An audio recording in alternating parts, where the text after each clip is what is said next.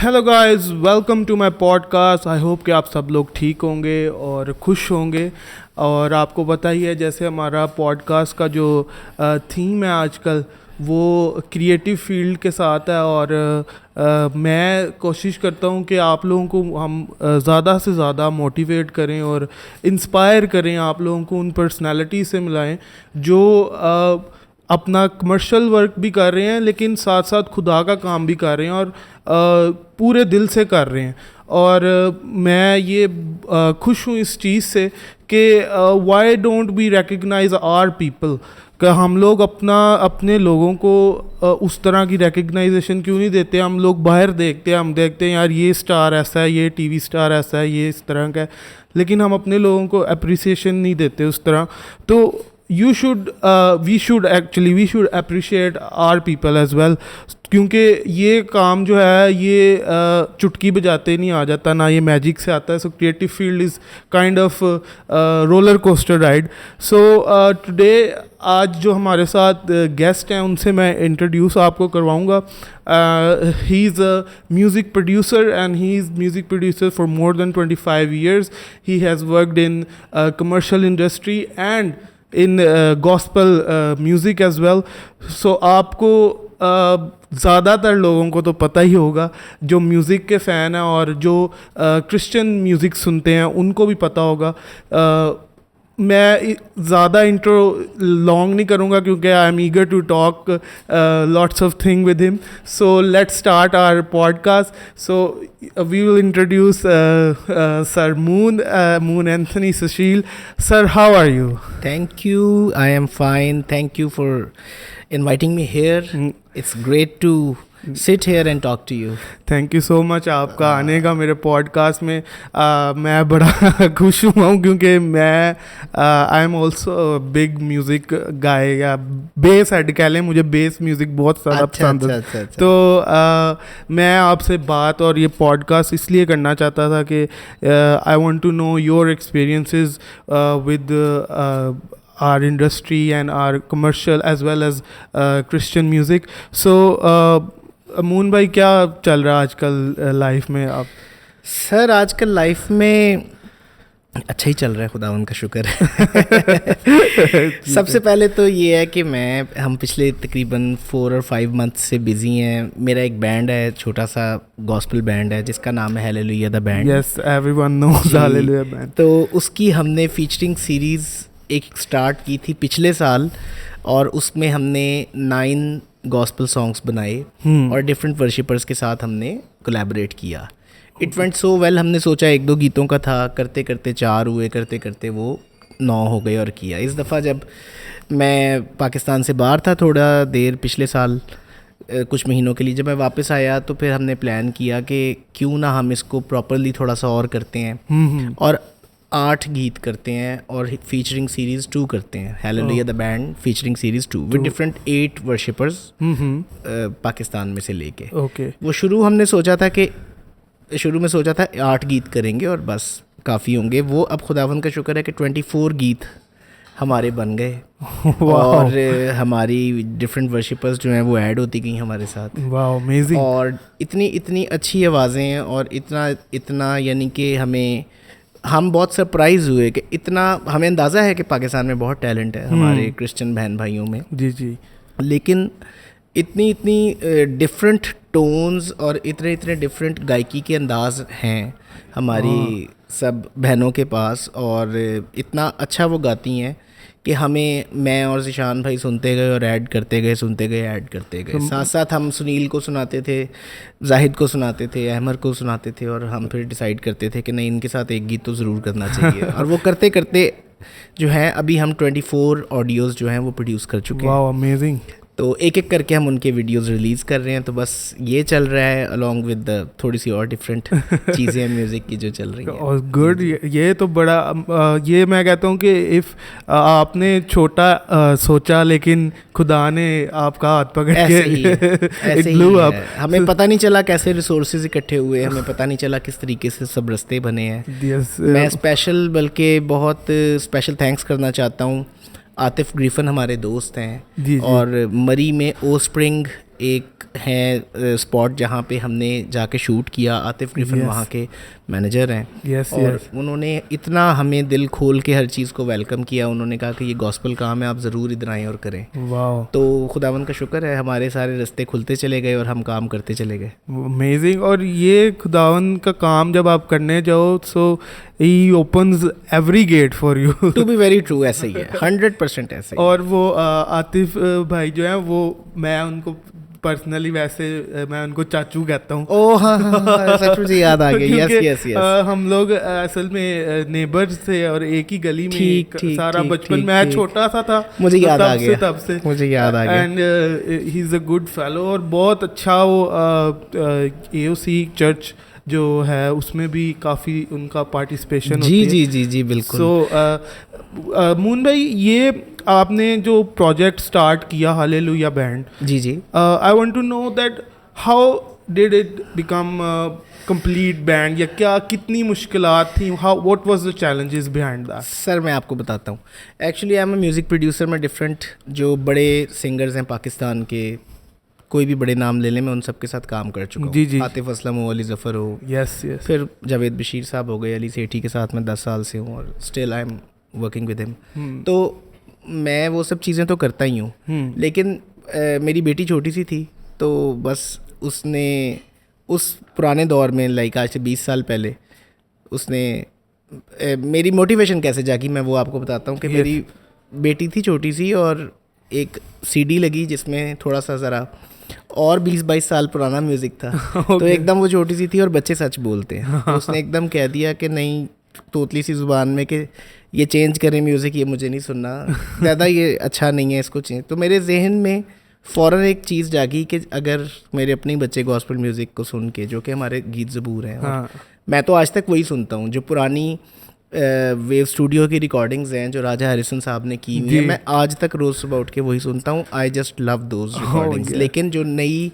Generation है उसमें थोड़ा सा, जब तक उनको वो म्यूज़िक और वो फ्रेश साउंड उनके कानों में ना मिले, तो वो उनका ध्यान उस म्यूज़िक की तरफ जाता नहीं। बिल्कुल, that was the motivation which keep me running.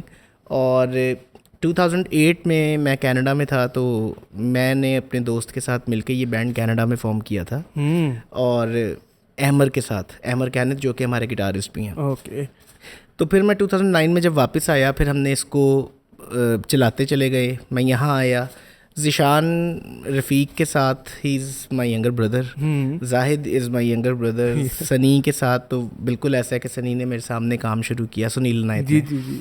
तो बात यह है कि वो फिर हम आपस में सब गैदर हुए और हमने कहा कि अलग अलग तो काम करते ही हैं, क्यों ना इसको एक इकट्ठे होकर बैंड की शक्ल में किया जाए। तो टिल दैट टाइम आज तक खुदावन का शुक्र है डेली साथ होते हैं और एक फैमिली की तरह हैं हम।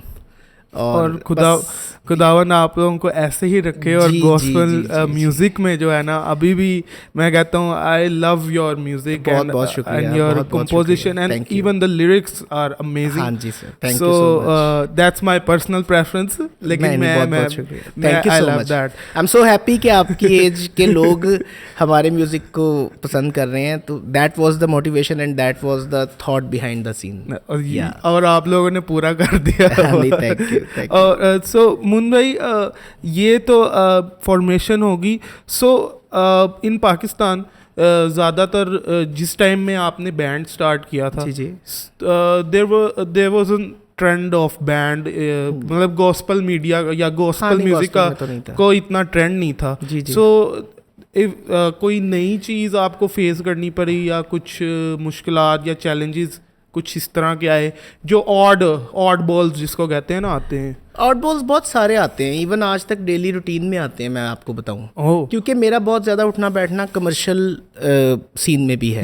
ठीक है, उसमें बहुत अच्छे लोग हैं पाकिस्तान में, नॉर्मली जो हैं लोग अच्छे हैं, लेकिन बस समहाउ कुछ जो ऐसे पॉइंट्स हैं कि जिनमें आके लोगों के दिमागों को थोड़ा सा गुमराह कर दिया जाता है और वो थोड़ा सा ना बहस करनी शुरू कर देते हैं मेरे साथ। तो वो जो है ना, थोड़ा सा मुझे हमेशा कहीं ना कहीं फेस करना पड़ता है। Okay okay. और वो थोड़ा समझाना भी पड़ता है और इस तरह के वर्ड्स में समझाना पड़ता है कि ज़रा उनको बुरा भी ना लग जाए। हाँ, क्योंकि there is a gap between a technical guy, क्योंकि हाँ जी, हाँ उसकी जी, नॉलेज लेवल उसका बिल्कुल, फर्क बिल्कुल, होगा, बिल्कुल, बिल्कुल। और आम जिसने काम करवाना है उसको तो नहीं पता, उसको बस काम चाहिए, बस ऐसे ही। हाँ, तो उसको ये टेक्निकल चीज़ों का इतना नहीं आइडिया होगा ऑब्वियसली। That's right. और बैंड तो यहाँ पे फॉर्मुलेट हो गया एंड चैलेंजेस भी डिस्कस हो गए।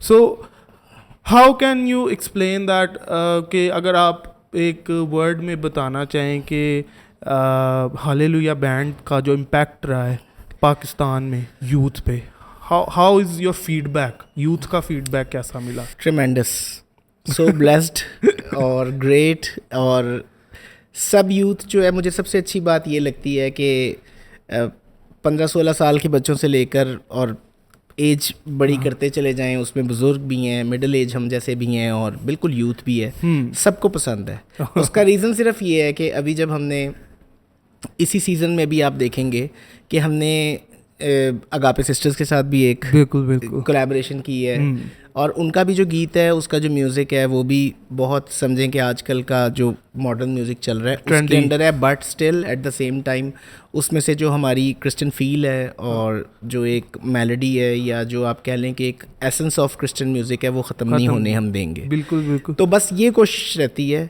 कि एक बड़ा बारीक सा जो है ना ये होता है, आप समझ लें एक लिमिट होती है, thin boundary. Exactly, thin boundary है कि आप अगर थोड़ा सा ज़्यादा उसको कमर्शियल की तरफ ले जाएंगे तो वो गॉस्पल फील में से निकल जाएगा। बिल्कुल। और अगर आप उसको ज़रा ज़्यादा ही देसी कर देंगे तो वो बिल्कुल ही दूसरी तरफ निकल जाएगा। तो एक बाउंड्री बना के मुझे लगता है कि चलना होता है। Just like everything in life के बैलेंस होना चाहिए। बिल्कुल। एक बात की बहुत खुशी है कि हमारे आज से कह लें कि 15 साल पहले इतना ज़्यादा म्यूज़िक प्रोड्यूस नहीं हो रहा था गॉस्पल में। इस टाइम बहुत म्यूज़िक प्रोड्यूस हो रहा है। मैंने दाइम गिल के शुरू के जब गीत बनाए थे तो उस टाइम पे भी मतलब दाइम गिल नया था। फिर जैसे जब फराज के बनाए थे मैंने, फराज नैयर के, तो हजूरी होदी है वगैरह, जब मैंने वो प्रोड्यूस किए थे तो उस टाइम भी लोग इतना ज़्यादा गॉस्पल म्यूज़िक नहीं हो रहा था। फिर तो वो करते करते बिल्कुल ही नया दौर था उस टाइम, दाइम का, फराज का, और बेशुमार लोग हैं मतलब जिनका मैंने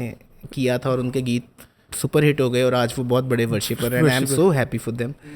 तो उनको देख के फिर बहुत सारे लोग और आए, जैसे हमारे कम्युनिटी के जो थोड़े सीनियर लोग हैं जिनको हम भी, जो हमारे बड़े भाइयों की तरह, जावेद गैब्रियल साहब हो गए, he is just so amazing, he so blessed. उनको खुदावंद ने बहुत ही ज़बरदस्त आवाज़, बहुत ही ज़बरदस्त लिरिक्स दी हैं, और बेशुमार लोग हैं अराउंड द पाकिस्तान।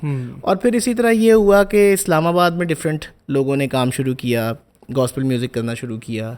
फिर बहुत सारी नई हमारी छोटी बहनों की तरह वो सब आई, अनम है, जुलियाना है, वगैरह वगैरह, सब लोग, तहमीना है, बहुत सारे लोग हैं। तो अब मैं sorry to cut you off, but I am also seeing up wave in music. अभी से अभी ऐसे ही नए बच्चे आना शुरू हो गए, बिल्कुल ऐसे ही है। और उनको यही चीज़ मैं पर्सनली चाहता था कि हमारे जो यूथ है ना, जो छोटे बच्चे हैं जो अभी जवान हो रहे हैं, वो इस चीज़ को भी देखें और मतलब इससे इंस्पायर हो। बिल्कुल ऐसे ही है। इंस्टेड ऑफ कमर्शियल मीडिया या कमर्शियल चीज़ें, इस चीज़ पे भी ध्यान they will automatically be attracted. बिल्कुल ऐसे ही है सर। 1998 में या 1997 या 8 में मैंने फर्स्ट टाइम किसी का गॉस्पल गीत प्रोड्यूस किया था और कोशिश की थी। उस टाइम तो कंप्यूटर भी नहीं होता था तो सिर्फ कीबोर्ड होता था और कीबोर्ड के ऊपर सीक्वेंसिंग करनी होती थी और उस पर सिर्फ 8 ट्रैक्स होते थे। तो आपने 8 ट्रैक्स के अंदर सारा म्यूज़िक करना होता था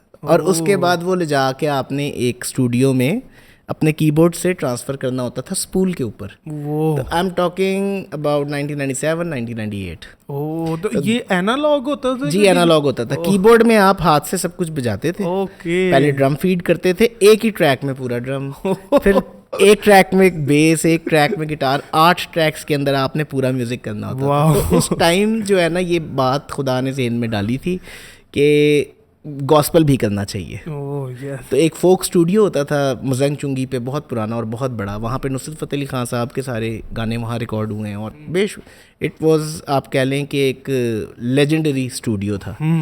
तो वहाँ पे फिर कीबोर्ड उठा के लेके जाना, वहाँ लेके जाना, कीबोर्ड से सारे ट्रैक्स डंप करने फोक स्टूडियो में, उसके बाद सिंगर ने वहाँ जाना गाना, वो बिल्कुल एक डिफरेंट तरीक़ेकार होता था रिकॉर्डिंग। ओके, सो मून भाई ये तो होगी हमारी थोड़ी सी आउट ऑफ बॉक्स टॉक। अब मैं थोड़ा सा आपसे एक पर्सनल सवाल कर लूँगा। उसमें ये है कि कोई इतना मुश्किल नहीं है, यही का सवाल है कि how you have experienced God in your life, कि कोई आपकी ज़िंदगी में ऐसा एक्सपीरियंस है जो आप शेयर करें ऑडियंस के साथ, ताकि वो थोड़ा सा इंस्पायर हो, कि कोई ऐसा मोमेंट शेयर कर दें अपनी लाइफ में से कि where God has helped you and कहाँ पे आपका एक लाइफ चेंजिंग मोमेंट आया। सर अभी 2 घंटे पहले ही मोमेंट आया था। Wow wow amazing. ठीक है, आप ये जो बात मेरे से पूछ रहे हैं इसका तो आंसर यकीन करें कि ये है कि each and every minute of my life is blessed, और मैं I can totally feel it. मैं आपको बताऊँ कि हर मोमेंट पे, हर घड़ी में, आप कह लें हर मिनट में या हर घंटे में, जो है मैं उस ब्लेसिंग को फील कर सकता हूँ। आज सुबह मैं सोच के गया था स्टूडियो के एक थोड़ा मुश्किल काम है वो मुझे करना है, और ये हमारी सीरीज़ का एक गीत ही है। हाँ। और मुझे अंदाज़ा भी नहीं था कि मैं सिर्फ 4 घंटे में इतना सारा काम कर लूँगा, कोई आइडिया नहीं आ रहा था। द मोमेंट मैं बैठा हूँ, छोटी सी मैंने दुआ की है और वो इतना अच्छा बना है कि खुदावन ने चाहा वो सब सुनेंगे तो उनको बहुत अच्छा लगेगा। और जहाँ तक बड़ी बातों का ताल्लुक है तो आप यकीन करें मेरे साथ ऐसी चीज़ें होती हैं कि जिनको मुझे लगता है कि मैं मिरेकल ही कह सकता हूँ, मौजज़े का नाम दे सकता हूँ कि हम एक ऐसे उसमें एक दफ़ा फंस गए थे। मैं न्यूयॉर्क में था और मैंने न्यूयॉर्क से अपना यूके का वीज़ा अप्लाई कर दिया, और मेरी जो यूएस का वीज़ा था उसकी डेट ख़त्म हो रही थी। और लास्ट डे पे सुबह के टाइम मुझे बड़ी दुआएं की हमने, हम मतलब वीवर एक अजीब सी कश्मकश थी कि अगर एक दिन के अंदर हमारा पासपोर्ट पे यूके का वीज़ा लग के ना आया तो मेरा यूएस का वीज़ा एक्सपायर हो जाएगा। बिल्कुल, आप यकीन करें कि वो ज़िंदगी का एक ऐसा मिरेकल था कि मैं आज तक हैरान हूँ कि मैंने एक रात पहले यूके एम्बेसी को फ़ोन किया था कि हमारा वीज़ा भेज दो, और वो कह रहे थे 2 वीक्स में भेजेंगे। और मैं सुबह उठा तो वो कोरियर वाला आया पासपोर्ट लेके मैंने अपना पासपोर्ट लिया, उस पर वीज़ा लगा हुआ था यूके का। और लास्ट डे था 2019 की ये बात है, और फ़्लाइट पकड़ी और हम पाकिस्तान आ गए, और उसके बाद आगे फिर मैंने लंदन जाना था। तो मतलब इस तरीके के बड़े जो हैं आप कह लें कि काम हुए हैं कि जिनको मैं ये 100% कहता हूँ कि अगर मतलब खुदावंद की ज़ात हमारे साथ ना हो, या वो बरकत साथ ना हो, या ये मतलब मैं इसको क्या नाम दे सकता हूँ, तो इस तरह की चीज़ें जो डेली लाइफ में होती हैं हमारी, अनएक्सप्लेनेबल चीज़ें हैं, इनको आप किसी किस्म से किसी भी तरह से एक्सप्लेन नहीं कर सकते। बिल्कुल। और ये जो मोमेंट्स होते हैं और ये एक्सपीरियंसेस होते हैं, ये मैं कहता हूँ कि शायद हमारा ईमान बढ़ाने के लिए खुदा ये हमें फील करवाता है कि यस आई एम देयर। बिल्कुल ऐसे ही है। और ये चीज़ें ही एक आपको आपका फेथ जो है वो स्ट्रॉन्ग करती है। बिल्कुल ऐसे ही है। और सो मून भाई, I just want congratulate on your featuring series. Thank you so much. मैं थोड़ा सा लेट बोला हूँ लेकिन नहीं and now I will talk about something that I love to do. मतलब मैं भी बहुत ज़्यादा म्यूज़िक को पसंद करता हूँ, ज़बरदस्त। And I love to also visualize things with music. तो जैसे कि एक मैं आपको छोटा सा एक वाक़या बताता हूँ कि मैं छोटा ही था and I was listening to music. मैं शुरू से म्यूज़िक सुनता था, लिरिक्स के बगैर वाला जो म्यूज़िक होता है ना, इंस्ट्रूमेंटल सुनता था। सो आई यूज़ टू विजुअलाइज थिंग्स कि अच्छा ये म्यूज़िक के साथ इस तरह का क्लिप होना चाहिए, इस तरह का सीन होना चाहिए। तो मुझे ना वो म्यूज़िक वीडियोज़ वाला बड़ा क्रेज़ हो गया। Then I started making music on my own. मतलब मैं FL स्टूडियो मैंने ज़बरदस्त ट्रायल वर्जन डाउनलोड किया और मैंने ना उसके ऊपर बनाया म्यूज़िक, और पता लगा कि वो ट्रायल वर्जन में म्यूज़िक जो है वो सेव नहीं होता।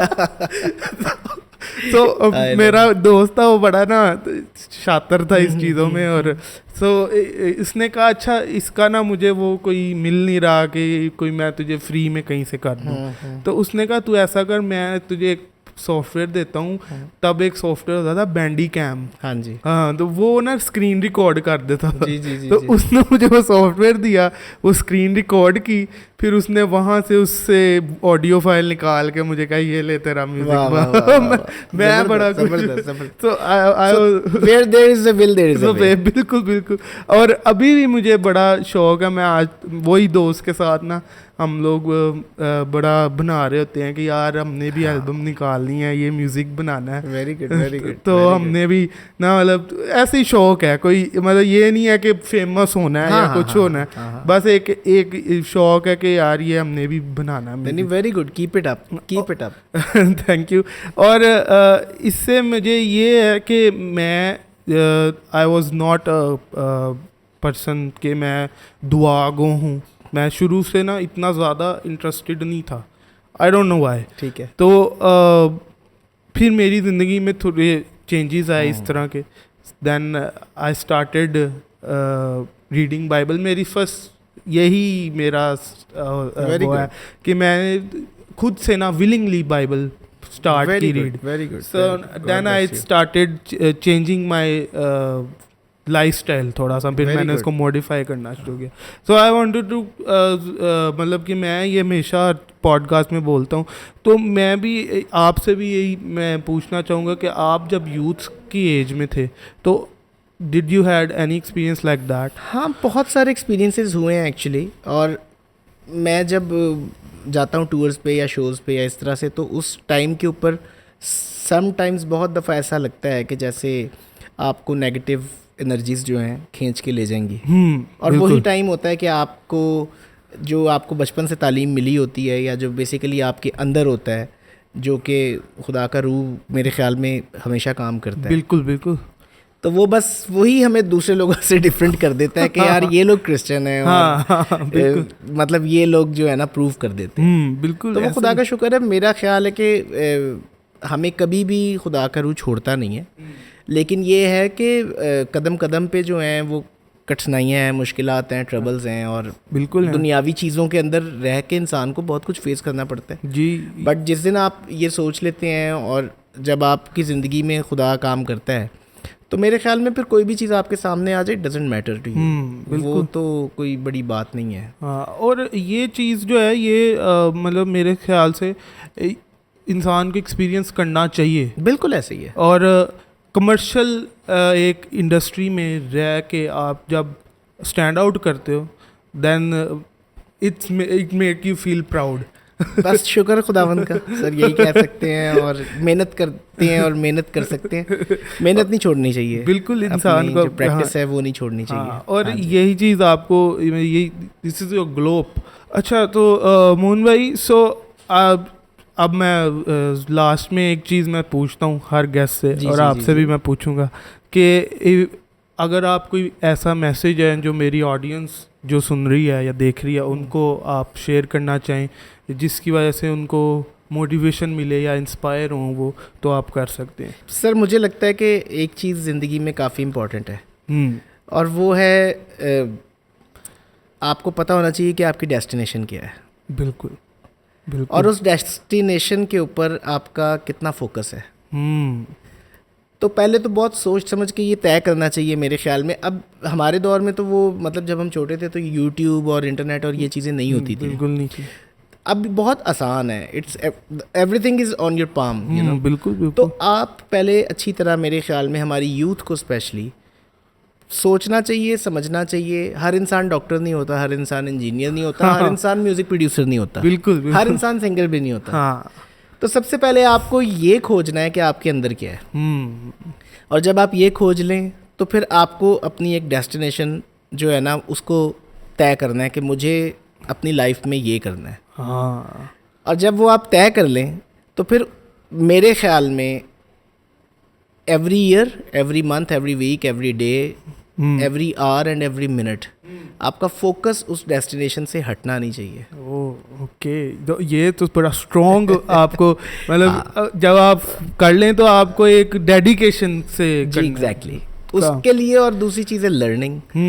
तो लर्निंग जो है वो कभी नहीं छोड़नी ज़िंदगी में, और लर्निंग स्टॉप भी नहीं होती, आप every day you learn something. जी, जिस दिन आप समझ लें कि मैं बड़ा कोई 30 मार खान हूँ, उस दिन ख़त्म हो जाए। बिल्कुल। आज सुबह भी मैं मतलब कुछ देख रहा था और सीख रहा था कि किस तरीके से इसको किया जाए, म्यूज़िक की चीज़ थी, तो इसी तरीके से होता है। बस मुझे ऐसा लगता है, आई डोंट नो ये मैसेज सही है कि नहीं, लेकिन मुझे ऐसा लगता है कि ये आपका जो फोकस है ज़िंदगी में, जब वो इधर उधर हो जाता है तो सारा कुछ ख़राब हो जाता है। और कोई भी ऐसी स्किल या फील्ड नहीं है जिससे आप अपनी मतलब क्या कहते हैं कि अक्सर लोग सोचते हैं ना कि यार हम अगर ये टिपिकल एक फील्ड चूज़ कर लेंगे ऐसा तो नहीं हम ऐसा नहीं है। हाँ जी, ज़ाया हो जाएंगे, या हम चलें अगर मैं थोड़ा सा अगर क्रिश्चियन इंडस्ट्री की बात कर लूँ, या थोड़ा सा हम अपने भाइयों वाली बात कर लेंगे कि हम कहते हैं यार डॉक्टर बन जाए, तो अब मैं इसमें खुदावन के नाम को जलाल कैसे दे रहा हूँ।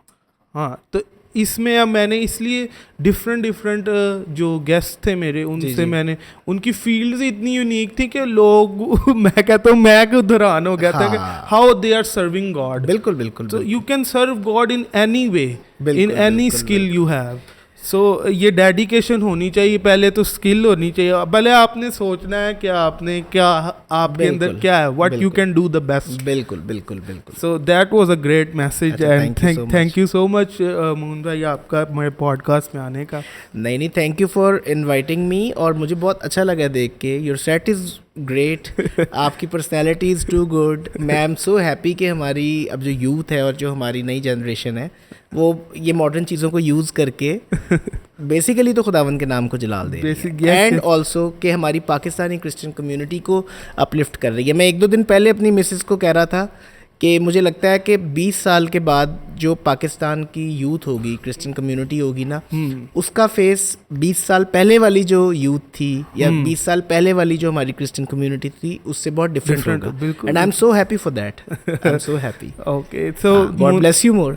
God bless you as well, and thank you guys for watching our podcast. मैं इस पॉडकास्ट को यहाँ पे एंड करूँगा, एंड आई होप कि आज के पॉडकास्ट में आप सब ने बहुत कुछ सीखा होगा और इंस्पायर भी हुए होंगे। And keep learning, today's message is keep learning and find your skill, and उस पर डेडिकेशन से आप काम करें, और कभी अपने आप को ये ना फील करें कि आप कुछ भी नहीं है, and you can do anything in the world. So with God you can do anything. So thank you for watching our podcast. आप इस वीडियो को ज़रूर लाइक करें और सब्सक्राइब करें हमारे चैनल को, और नई आने वाली पॉडकास्ट में मैं नए गेस्ट को और नई एक फील्ड को मैं आपके सामने इंट्रोड्यूस करवाऊंगा, और आप उसको भी इंजॉय करेंगे। Thank you so much, take care, goodbye and God bless you.